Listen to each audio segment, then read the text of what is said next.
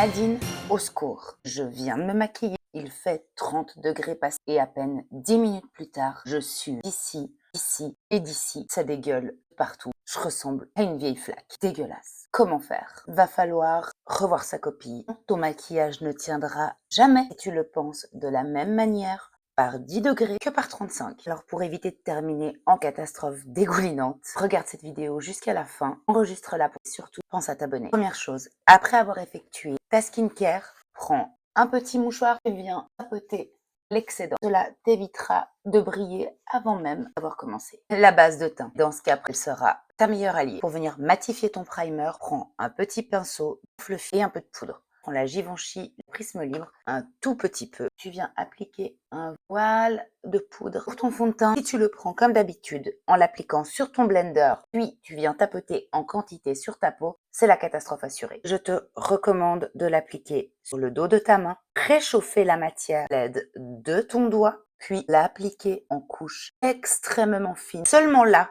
tu viendras prendre ton blender afin de le dégrader. L'excès de matière est ton pire ennemi. À ce stade précis, tu te rends compte que certaines zones manquent de couvrance. Les ailes du nez, le contour de la bouche. Tu reprends un tout petit peu de matière sur ta main, un pinceau, et là, tu vas venir l'appliquer uniquement sur les zones nécessitant un petit peu plus de couvrance. Une fois que tu as terminé l'application de ton fond de teint, reprends ton Kleenex et viens tapoter sur les zones de brillance. Regarde. Maintenant, anti-cerne. Spoiler alerte, on évitera le gros triangle au niveau du dessous d'œil. Tu vas en prendre un petit peu sur ta main et tu vas venir tapoter sur des zones stratégiques. On peut maintenant passer à la poudre, pas à la houppette. On va éviter le make-up à la truelle. Tu vas venir balayer ton visage afin de répartir la poudre. Et là, vous avez remarqué que je n'ai pas utilisé ni blush crème, ni bronzer crème. Pourquoi? Excès de matière, brillance, égale, dégueulasse. On optera plutôt pour des textures poudre légères. Le but, c'est d'éviter les produits gras qui auront tendance